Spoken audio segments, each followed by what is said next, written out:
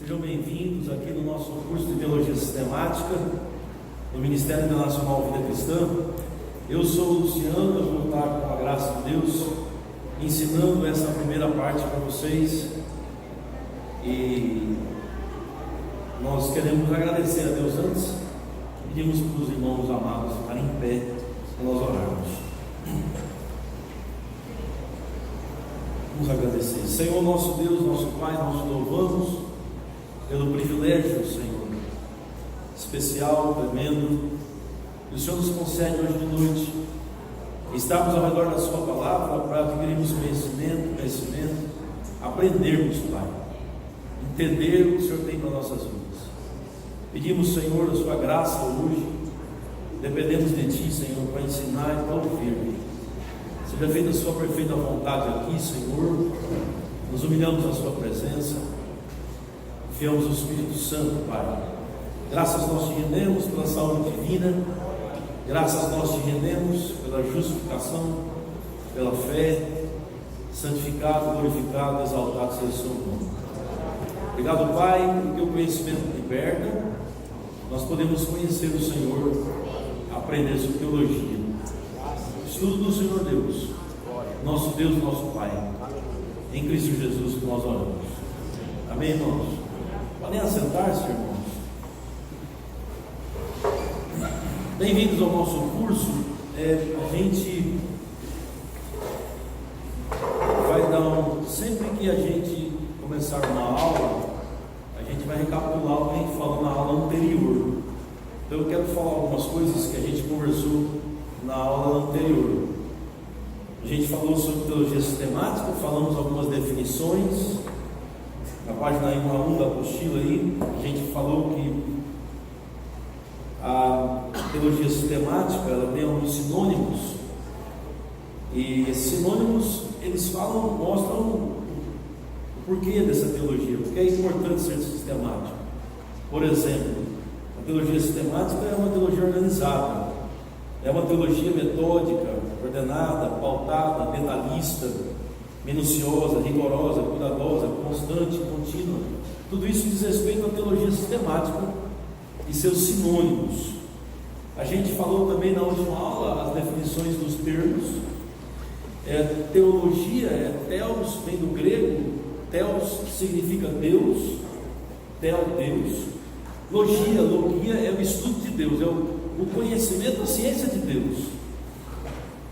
Então nós estamos estudando o assunto mais importante do mundo. Será que existe algum assunto mais importante para se falar do que Deus?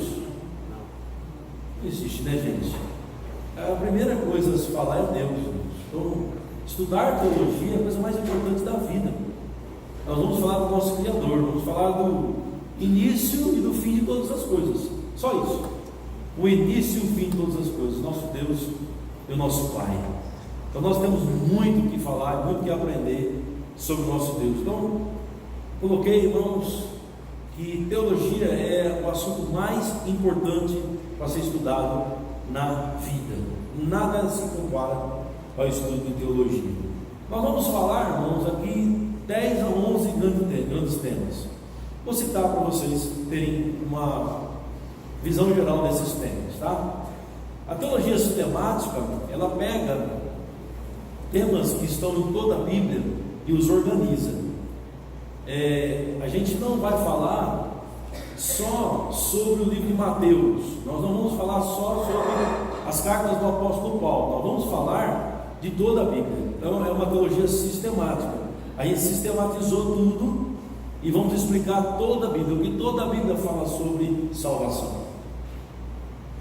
o que toda a Bíblia fala sobre Deus, o que toda a Bíblia, Velho e Novo Testamento, fala sobre Jesus Cristo.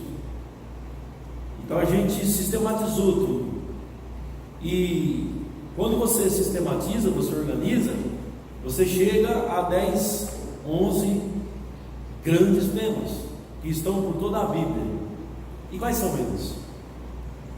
O primeiro grande tema, irmãos, é a teontologia. Não se assuste com os nomes, você vai começar a se familiarizar com os nomes. Teontologia é o estudo de Deus. Nós temos na teologia sistemática uma matéria que vai falar só sobre Deus. Então é muita coisa. Na verdade é o maior tema que tem na teologia sistemática, falar sobre Deus, nosso Pai. Cristologia é o estudo de Cristo. Pneumatologia é o estudo do Espírito Santo. Pneumatologia, você olha assim, mas isso não é pneumologia, isso não é as doenças do pulmão, né, da respiração. É porque pneu, irmãos, é espírito em grego, e é também vento, sopro, por isso que é igual. Então, pneumatologia, estudo do Espírito Santo, entendem? E o Espírito Santo é chamado vento também. Espírito é vento, né? Chamado. Vamos estudar a bibliologia, que é o estudo da Bíblia Sagrada, as Escrituras, Velho e Novo Testamento. Soteriologia, estudo da salvação. Escatologia, o estudo dos últimos dias, do fim dos tempos. Angelologia, que é o estudo dos anjos. Demonologia, que é o estudo dos demônios. Antropologia, que é o estudo da humanidade. Esse aqui é mais difícil, né? Aí não está muito acostumado a falar. Hamartiologia, que é o estudo do pecado. Então, são esses grandes temas que vão ser tratados em teologia sistemática. Nós vamos pegar o Velho Testamento e o Novo Testamento e explicar esses grandes temas da Bíblia. Aí, irmão, você fala assim, mas por que tudo isso? Porque isso aqui é base. Se você não der uma base bíblica com 100% e ficar trabalhando só 20%, 10% da base, você vai ter problemas futuros. Muitas vezes as pessoas pensam assim, mas precisa falar desse monte de coisa? Não é melhor ir para a prática logo? Aí é onde está o problema. Deus, irmãos, não é Deus, e a palavra não é a palavra, porque você experimenta. Você tem experiências espirituais, você teve um sonho, uma visão, porque você teve experiências religiosas. Não, a palavra é a palavra e Deus é Deus, irmãos, independente de qualquer experiência. Então a falta de conhecimento da palavra de Deus, das Escrituras, que é a nossa regra de fé e prática, está levando muita gente a se envolver com doutrina falsa. E problema mesmo doutrinário, porque não conhece as Escrituras. A teologia vai falar sobre Deus na Bíblia, usando a Bíblia Sagrada como sendo a nossa fonte. Essa é a nossa fonte. Amém? Nós não vamos pegar outras fontes, podemos citar outras coisas, mas a nossa fonte é a Bíblia Sagrada. E como eu tenho falado, todo avivamento, todo grande mover do Espírito Santo, a igreja retorna à Bíblia. E para tristeza, a igreja tem se afastado da Bíblia, justamente por causa das experiências que estão sendo colocadas na frente da Bíblia, justamente por causa dos sonhos, das visões que estão sendo colocadas em frente à Bíblia, dos momentos de oração que você tem, de repente aparece um anjo, você sente um arrepio, aí tudo é colocado na frente da Bíblia. E esse é um grande problema. Precisamos ficar com as Escrituras. Então nós vamos ensinar bastante sobre essas coisas. A gente falou também, irmãos, sobre a natureza da teologia, que já é o nosso primeiro assunto. Vai acompanhando aqui no slide, se quiser acompanhar aqui, pode olhar. Ou senão na sua apostila também você vai poder olhar. Aqui tem os tópicos mais importantes que a gente vai passando, tá? Bom, na apostila, irmãos, eu estou falando já na parte 1, que é teologia, a página é assim. Teologia é conhecer o próprio Deus, e conhecer o próprio Deus é a atividade mais importante que um ser humano possa realizar. Não existe nada mais nobre do que conhecer o próprio Deus. Teologia, a palavra teologia se refere ao estudo de Deus. Aí tem um texto sagrado que a gente falou na última aula, que foi Jeremias 9, 23 e 24, que diz assim, irmãos, assim diz o Senhor: não se glorie o sábio em sua sabedoria, nem o forte em sua força, nem o rico em sua riqueza, mas quem se gloriar, glorie-se nisto, em compreender-me e conhecer-me, pois eu sou o Senhor e ajo com lealdade, com justiça e com retidão, sobre a terra, pois é dessas coisas que me agradam. Interessante, né? Olha só, se glorie em me compreender e me conhecer. A glória está em conhecer Deus. O povo está sendo destruído porque ele falta o conhecimento de Deus. O povo é construído também, as pessoas porque recebem conhecimento de Deus. Conhecer Deus é o segredo, irmãos. A natureza da teologia é conhecer Deus, tá certo? Conhecer o Senhor. Como eu disse, não há finalidade maior do que essa. E o propósito maior do homem é conhecer o seu Deus, o seu Pai. Agora, a possibilidade de nós conhecermos Deus, que é o segundo ponto aí de teologia, na apostila já é a página 6. Existe alguma possibilidade de conhecer Deus? A natureza da teologia é conhecer Deus. A possibilidade de conhecer Deus, essa é a pergunta. Porque Deus é grande, Deus é poderoso. Paulo, quando expressou em Romanos 11 sua fascinação por Deus, ele diz: a profundidade da riqueza, da sabedoria, do conhecimento de Deus. Quem conhece esse Deus? Deus inefável, um Deus poderoso, um Deus grandioso, Deus é dinâmico. Há possibilidade de conhecer Deus? Há possibilidade, irmãos. Por que há possibilidade? Porque Deus quis se revelar. Deus se revelou. Em Deuteronômio 29, que a gente viu na última aula, está escrito, irmãos, aqui que você acompanha na tela, está mostrando que tem coisas que são escondidas, que foram escondidas. Estas não são para nós, essas coisas. Mas tem coisas que foram reveladas. Estas são para você. Amém? O povo de Deus entender. Então, é possível. Como? Teologia. Possível. Teologia ensina sobre Deus. Bem-vindo. Quero falar agora, irmãos, sobre duas realidades, sobre duas revelações de Deus. Deus se revelou, mas de duas formas específicas. A primeira forma específica que Deus se revelou é essa que nós estamos vendo aqui, que é a revelação geral. E essa revelação geral de Deus é sem distinção. Essa verdade é para todos. Os teólogos do mundo chamam esta revelação de revelação geral, comum. Todos têm esta revelação de Deus. Nós vamos ver os textos que falam sobre isso. O primeiro, irmãos, está lá, a gente já mostrou isso na última aula, mas para a gente recapitular, é Salmos 19. Deixa eu abrir um parênteses aqui, sobre a forma de ensinar. Você precisa fixar mesmo. Nós vamos precisar falar as mesmas coisas várias vezes. Essas verdades precisam fixar e você precisa estudar, para você pegar o assunto, entender o assunto. E a gente precisa repetir para fixar, para você entender a grandiosidade da coisa. Não podemos passar de uma forma superficial, precisa haver entendimento. Tá bom, irmãos? Então por isso que a gente vai recapitulando as coisas. O Salmo 19, irmãos, diz que os céus manifestam a glória de Deus e o firmamento anuncia a obra de suas mãos. Um dia faz declaração a outro dia, uma noite revela e mostra conhecimento a outra noite. Não há discursos, não há palavras, irmãos. Mas você sabe que a glória de Deus está ali, e você sabe que os feitos de Deus estão ali. Amém? Esse é o Salmo 19, abre lá comigo. Salmos 19. Essa é a revelação geral. Você costuma com esses termos. Essa revelação todos têm, ok? Essa revelação vem para condenar o homem. Deus se revela e o homem então é condenado porque o rejeita, sabendo que ele existe. E nós vamos entender isso nos versículos do Novo Testamento. Os céus proclamam a glória de Deus. Quem Deus é, tudo que Deus é. Você olha para o céu, não só você, mas todo ser humano na terra olha para o céu e ele vê que existe alguém todo poderoso por trás daquilo. É o Deus Criador dos céus e da terra. Isso é sem distinção.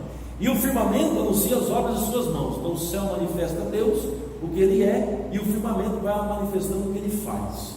Os homens, por isso, irmãos, são totalmente indesculpáveis. Olha só em Romanos 1, quiser acompanhar aqui, já ficou mais fácil. Romanos 1, versículo 18 a 21, eu coloquei: por meio das coisas criadas, de forma que tais homens são indesculpáveis. Que coisas criadas? Deus revelou o seu poder, Deus revelou a sua divindade. Você vai ver isso se você quiser em Romanos capítulo 1. E essas coisas que Deus revelou na criação fazem, irmãos, com que os seres humanos sejam completamente indesculpáveis, porque não glorificam como Deus, não exaltam como Deus, que é o que Romanos está falando, né? Não dão graças a Deus, não reconhecem como Deus. Em Romanos capítulo 1, ele diz, porque os atributos, versículo 20, invisíveis de Deus, assim o seu eterno poder, como também a sua própria divindade, claramente se reconhecem, desde o princípio do mundo, sendo percebidos por meio das coisas que foram criadas. As coisas que foram criadas revelam isso aqui. Número 1, atributos invisíveis de Deus. Número 2, o seu eterno poder. Número 3, a sua divindade, claramente. Amém? As coisas criadas revelam isso de uma forma clara. Por isso a Bíblia diz que os homens são indesculpáveis. E Romanos 2, ele complementa dizendo que o homem, versículo 14, também é indesculpável porque ele tem sua consciência, os seus pensamentos que o acusam e que o defende. 2, 14 e 15 diz assim, quando pois os gentios que não têm lei procedem por natureza de conformidade com a lei, não tendo lei, servem eles de lei para si mesmos. Estes 15, olha só, olha como a revelação é geral e eles sabem, e todos sabem. Não precisa ter Deus no coração, não precisa ter nascido de novo, não precisa ser do Ocidente nem do Oriente, não precisa conhecer nada. Pode ser o aborígene da Austrália, pode ser o índio da América do Norte, pode ser o índio da Amazônia, pode ser qualquer pessoa. Olha só, estes mostram a norma da lei gravada no seu coração. Todos sabem que não é para matar, sabem que não é para desejar as coisas dos outros, sabem que é para respeitar os mais velhos. Eles sabem. Amém, queridos? Vocês estão entendendo?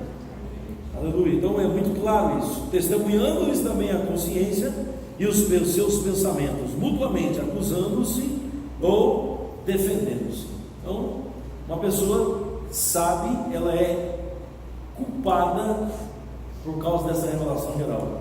Essa revelação geral, lembra, o homem é culpado. Ela não revela Deus na sua plenitude, é insuficiente.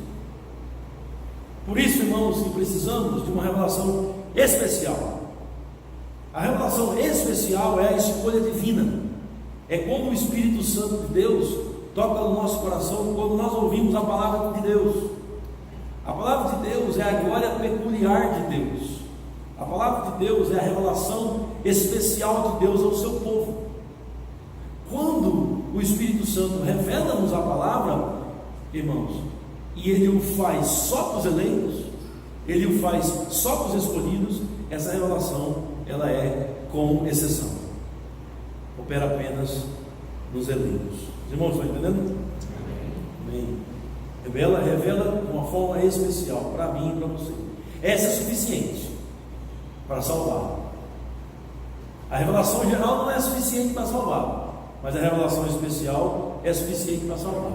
É quando seus olhos espirituais são iluminados, meus olhos espirituais são iluminados. Nós recebemos a rica informação, a rica e preciosa informação concernente ao nosso Deus e às suas coisas.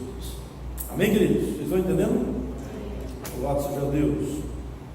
Aleluia. Essa é a revelação geral. Deixa eu ler algumas coisas com vocês sobre essa revelação especial.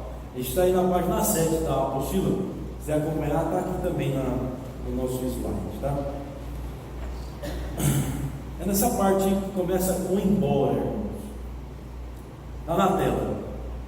Embora uma pessoa tenha um conhecimento inato da existência dos atributos de Deus e o universo criado sirva como um lembrete constante, a revelação geral é insuficiente para conceder conhecimento salvífico de Deus e de informação impossível de ser assim obtido.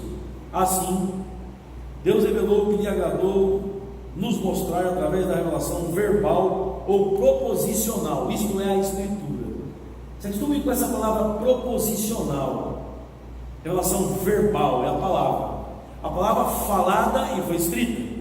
Isso é revelação verbal, a forma de Deus se revelar à igreja, é a Bíblia Sagrada, irmãos. Essa é a revelação especial, através dela ganha-se informação rica e precisa concernente a Deus e as suas coisas. É também através da Escritura que uma pessoa pode obter o conhecimento salvífico de Deus. Por isso que a fé vem pelo ouvir. Fé para salvar. O apóstolo Paulo diz: como as pessoas vão crer se elas não ouvirem? Agora eu pergunto para você: todos que ouvem creem? A resposta é não, porque só alguns que ouvem creem, porque os que ouvem e creem foram os destinados para a vida eterna, como diz Atos 13:41. E todos aqueles gentios que creram porque foram destinados à vida eterna. Aleluia. Essa revelação especial, ganhamos a informação sobre Deus para sermos salvos. Aí 2 Timóteo 3, 14 e 15, mostrando aí que é a palavra, irmãos, que tem um poder para nos dar a salvação. Olha lá, 2 Timóteo 3, versículo 14 e 15. Quanto a você, porém, permaneça nas coisas que aprendeu e das quais tem convicção, pois você sabe de quem o aprendeu, porque desde criança você conhece as sagradas letras, a palavra, que são capazes, as sagradas letras é a palavra, são capazes, a palavra, de torná-lo sábio para a salvação. A palavra é capaz de tornar uma pessoa salva, sábia para a salvação, é a palavra. Estão comigo, irmãos? Mediante a fé em Jesus Cristo. A palavra é pregada, a pessoa recebe a palavra, crê no coração e então é salva em Jesus Cristo.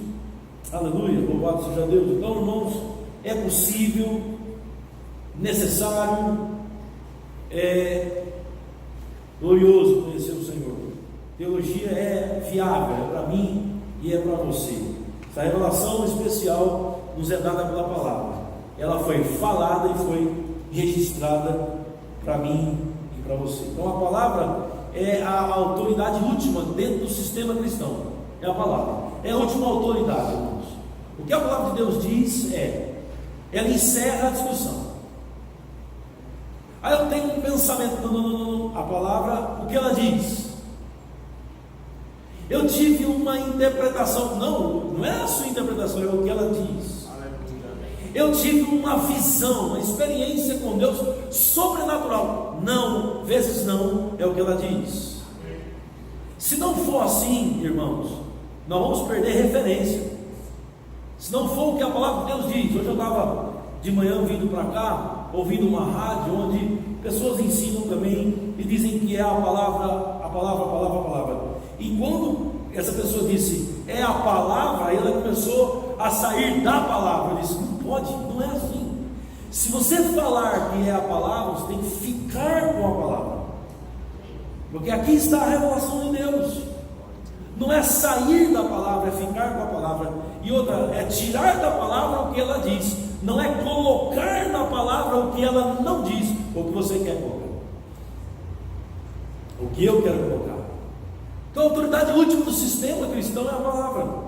Ela é infalível. Amém? Se quiser dizer um glória a Deus aí pela palavra, pode dizer. Todo sentimento, toda experiência cristã são argumentos inconclusivos. Não tem conclusão, não se conclui. Você pode ter a experiência que você tiver, a visão que você tiver, o Deus me falou que você quiser e tiver, é inconclusivo, não se conclui, não fecha o sistema, porque não é confiável. Nada é confiável, só a palavra. Nada, absolutamente nada. Mas eu tive uma visão. Deus falou comigo pela palavra? Não, foi em sonho. Não é confiável. Ele pode fazer? Poderá fazer. mas tudo é julgado pela palavra. Então todo sentimento, experiência cristã, sonho, visão, relação, seja o que for, ou alguma assim diz o Senhor para você, são métodos, irmãos, inconclusíveis, são métodos sem confiança. Você vai se acostumar também com essa palavra empírico. O que é empírico? O que é o conhecimento que você adquire de uma forma empírica? O que significa um método empírico? Método empírico, irmãos, significa adquirir conhecimento mediante vivência. Também não é confiável. O conhecimento de Deus não é empírico. O conhecimento de Deus é o que está escrito, revelacional. Ah, mas eu passei por isso. Sim, parabéns, louvado seja Deus, mas fique com a sua experiência. Aquilo não é confiável como as Escrituras. A base da nossa experiência é realmente o que está escrito. Amém? Ora, se a Bíblia é verdadeira, e ela reivindica a exclusividade. Quantos creem que a Bíblia é verdadeira aqui? Amém. Então ela reivindica a exclusividade. O que é isso? Ela diz: eu sou a verdade, fora de mim não há verdade. A Bíblia reivindica a exclusividade da verdade. Ela reivindica, então, todos os sistemas de pensamentos que não forem iguais à Bíblia são falsos. Sério isso, né? Todos os sistemas que não forem de acordo com a Bíblia, filosofias, pensamentos, ideologias, são falsos. Se a cosmovisão da pessoa não é cristã, ela é falsa. Toda cosmovisão que não é cristã é uma cosmovisão que rejeita a Bíblia. A é diferente de B. A menos B. Veja bem, ó. A é diferente de B. A menos B. B é menos A. Diferente. Não dá para ligar, não dá para conectar. Se rejeitou a Bíblia, rejeitou, é falso. Não funciona. A Bíblia é a referência perfeita, infalível para mim e para você. Então vou repetir, coloquei aqui, ó. Vou repetir, vou reforçar. O princípio primeiro do sistema cristão é a infalibilidade da Bíblia. Ou, de novo, a proposição. Que proposição é essa? A Bíblia é a palavra de Deus. A Bíblia é Deus falando. A Bíblia é o sopro de Deus. Amém, irmãos? É isso. Isso precisa ser crido por nós, se enraizar em nossas vidas. A Bíblia, a palavra de Deus vem sempre em primeiro lugar. Amém? Precisamos de teologia ou não? Por que esse negócio de teologia? Hoje a gente vive num sistema contrário à intelectualidade da palavra. Você fala sobre pensar a Bíblia, as pessoas lá ficam assim: cuidado, porque a mente é inimiga de Deus. Espera aí, eu estou falando sobre pensar a Bíblia. A mente inimiga de Deus é a mente que não pensa a Bíblia. Estão entendendo? Pensar a Bíblia não é inimigo de Deus. Pensar a Bíblia é amigo de Deus. E nós vivemos um tempo hoje onde você fala sobre pensar, parar para pensar, aí você é criticado porque você está parando para pensar na Bíblia. Não, esse povo é muito da letra. Aí usam até aquele versículo, né? Cuidado, porque a letra mata, mas o Espírito vivifica. Irmãos, outro problema que nós vamos resolver aqui, com a graça de Deus: parar de tirar do contexto bíblico parar de tirar o texto bíblico do seu contexto, parar de tirar o texto da Bíblia para defender uma doutrina errada. Quando a Bíblia fala sobre a letra mata, mas o Espírito vivifica, não tem nada a ver com a questão de ser cheio do Espírito Santo ou não ser cheio do Espírito Santo, ser alegre ou não ser alegre. Não tem nada a ver. Ali está falando, irmãos, sobre a lei, a letra, que é o Velho Testamento, que mata, foi dado para isso. A lei de Moisés foi dada para matar, para mostrar que o homem estava errado. O Espírito são as palavras de Jesus que vivificam. Compreendem? Não tem nada a ver com esse negócio de quem é cheio e quem não é. Então a pergunta é, irmãos, precisamos de teologia ou não? A resposta é sim. Na verdade, nós necessitamos de teologia. Precisamos de teologia porque a gente precisa conhecer Deus, conhecer tudo que Deus é, conhecer tudo que Deus faz e conhecermos tudo que Deus preparou para nós. Estou na apostila na página 9, tá? E conhecer tudo que Deus preparou para nós. Necessário saber quem Deus é, saber o que Deus preparou para mim e saber o que Deus preparou para você. É essencial. Teologia, irmãos, é central para tudo na vida, central para o nosso pensamento, central para a nossa revelação, a nossa vida.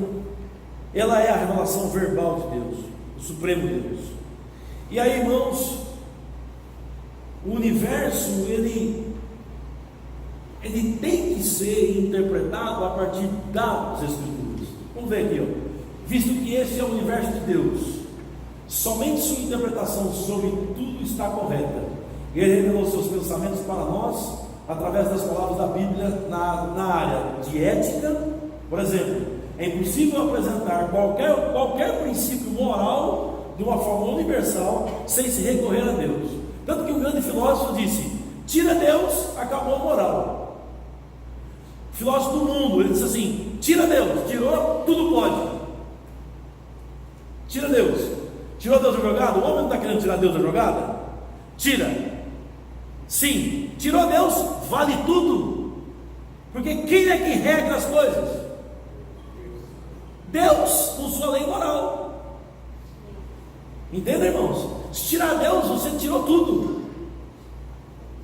Você tira a moralidade, você tira a ética. Não existe ética sem Deus. Quem criou a ética foi Deus, irmãos. Os pensamentos de ética, pensamentos de moral, pensamentos de ser correto com as pessoas, pensamento de ser uma pessoa digna, é pensamento de Deus. Então, olha só como é sério isso. Teologia está na matemática, na sua exatidão. Teologia está na psicologia. Teologia está na ciência. Teologia está na medicina. Teologia está na química. Teologia está na física. Teologia está em todas as matérias que envolvem a ciência humana. Você tirou Deus, você acaba com o mundo. Entendem? E a forma como esse Deus fala é pela Bíblia. A forma como o nosso Deus se expressa é pela Bíblia. Por exemplo, o conceito de certo e errado. Quem é que disse que isso é certo e isso é errado? Você está percebendo que o homem está tentando relativizar tudo? Estão percebendo, irmãos? Você chega e fala assim: mas rapaz, ser homossexual é errado. Aí a pessoa olha para você e diz: quem disse? Quem disse que é errado? Quem disse isso? Quem disse? Deus disse. Entende? Olha como entra em atrito, em conflito. O conceito de certo e errado. Irmão, se na Bíblia não é a verdade, pode matar. Por que não tem moral? Se a Bíblia não é a verdade, pode mentir. Tudo é válido. A Bíblia é a verdade. O conceito de certo e errado, tudo permanece por causa da Bíblia.